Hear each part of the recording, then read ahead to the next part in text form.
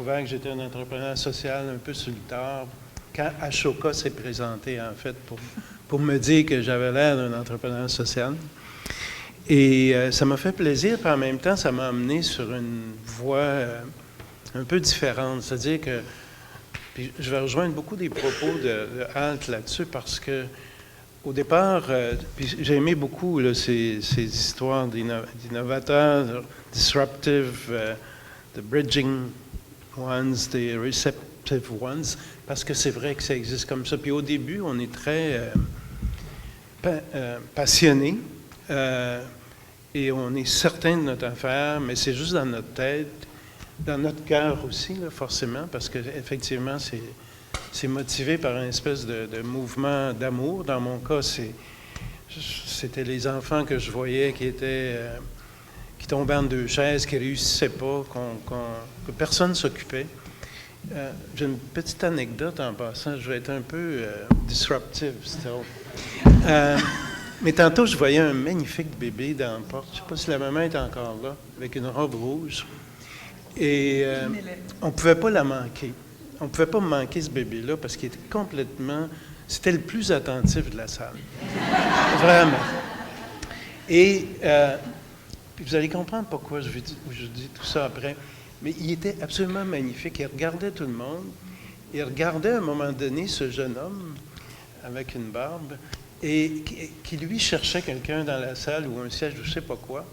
Mais jamais il y a eu de contact avec les deux. Et le bébé faisait des signes, des sourires, des mimiques. Il voulait lui parler.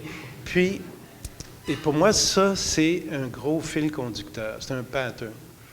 Et ce fil conducteur-là, si on le manque, on vient de manquer quelque chose de très, très précieux. C'est probablement ce qu'il y avait de plus précieux aujourd'hui. Ce contact-là avec un bébé qui vraiment était absolument... Il n'est plus là, hein, le bébé. Il était vraiment... Oui, mais je vais vous dire, je suis très maladroit avec les adultes, mais au moins j'ai la qualité avec les enfants de pouvoir les voir rapidement. Et ça m'a aidé beaucoup à développer la pédiatrie sociale. Puis une grosse partie de la pédiatrie sociale est basée sur l'observation de l'enfant. Vous vous souvenez tous de la démarche scientifique de Descartes, bien sûr. Et la pédiatrie sociale s'est développée comme ça, par l'observation d'abord. Trouver les patterns, les fils conducteurs. Vous allez retrouver ça dans le livre de Alt. En fait, on dit à peu près la même chose. Il y a des patterns, il y a des fils conducteurs, il y a des pistes. Et quand on a trouvé notre bonne idée, puis pour trouver notre bonne idée, il faut vraiment être attentif, il faut être... qu'est-ce qu'on appelle en anglais? Awareness. Il faut toujours être sensible à tout ce qui se passe, comprendre les situations, comprendre les racines des difficultés. Et une fois qu'on a eu notre bonne idée, c'est là qu'on est un peu disruptif, là, parce qu'on devient complètement fou. Il existe ça, puis pas d'autre chose. Et ça nous met des barrières importantes parce qu'on pense être les seuls à connaître la vérité. Et là, on se fait des ennemis, on nous met des barrières, on nous trouve bizarres. Moi, j'ai passé par toutes ces étapes-là. On se fait même un peu rejeter par nos pairs. C'est-à-dire qu'à l'époque, moi, j'étais un médecin bohème, un médecin bizarre. Mais une des choses que j'ai fait qui a permis de réussir, puis ça aussi, vous allez le retrouver dans le livre de Alt, il faut agir en parallèle. Puis là-dessus, je suis plus ou moins d'accord avec Alt parce qu'il dit il ne faut pas être en parallèle parce qu'on va se faire mettre au banc des accusés, on va se faire juger rapidement, même si on a une bonne idée. Moi, je pense qu'il faut être en parallèle. Quand on a une bonne idée, elle est différente de ce qui existe. Dans mon cas, le système de santé ne donnait pas les services requis aux enfants les plus vulnérables. Puis s'il donnait, il ne le faisait pas bien. Il le faisait en silo. On a entendu ça tantôt dans les commentaires au départ. Et ça coûtait une fortune, puis ça ne donnait pas de résultat. Alors, si j'étais demeuré dans les systèmes, à l'hôpital, dans les CLSC, puis je les ai tous faits, tous essayés, ça n'aurait jamais marché. Il fallait vraiment que je reste en parallèle. en ne sortant pas des systèmes. Puis ça, c'est un tour de force. Alors, je suis resté affilié aux hôpitaux, sur les conseils de médecins et dentistes, malgré le fait qu'ils trouvaient que je ne fitais pas dans leur système. Donc, il faut être en parallèle, mais en même temps, il ne faut pas sortir complètement. Si on est complètement en parallèle, c'est sûr qu'on se fait rejeter. J'ai connu un médecin au Québec qui avait des idées géniales, Dr Mongeau, et qui s'est mis complètement en parallèle, qui est sorti des systèmes, puis malheureusement, ses idées sont restées un peu, comme on disait à la fin avec Anne, un peu lettre morte. Et il n'a pas su profiter finalement de s'associer, de se mettre partenaire avec des innovateurs qui font le bridging, qui sont capables, eux autres, de faire des liaisons, partir de notre bonne idée, puis nous aider à la transporter, parce que tout seul, c'est impossible. Et quand, en plus, on n'est pas capable de trouver des innovateurs réceptifs, là, ces gens que Al décrivait comme connaissant tous les rouages des systèmes et pouvant piloter notre dossier à travers toutes les mailles de ces systèmes-là, bien là, ça ne marche pas non plus. Et moi, j'ai eu la chance, dans les 2-3 dernières années, de pouvoir identifier des entrepreneurs réceptifs qui pouvaient piloter ça à l'intérieur du gouvernement et faire en sorte que toutes les barrières tombent facilement.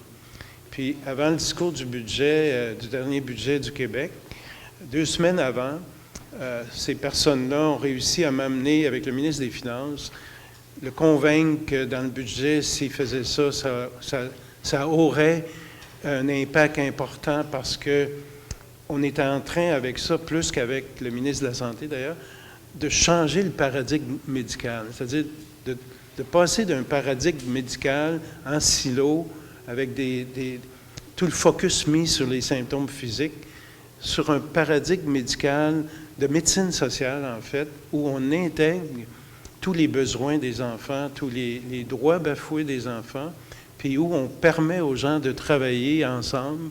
Ça aussi, c'est une notion importante pour Alt, l'histoire de travailler en partenariat, de co-construire, vous en avez parlé tantôt.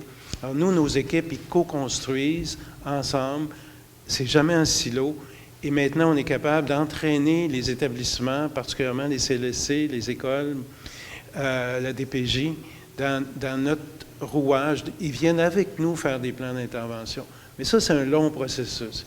Ce que je veux vous dire, c'est qu'il faut être patient, il faut être passionné, il faut prendre les bonnes décisions, il faut rester toujours alerte, il faut comprendre tous les petits signes, là, même les signes des petits bébés.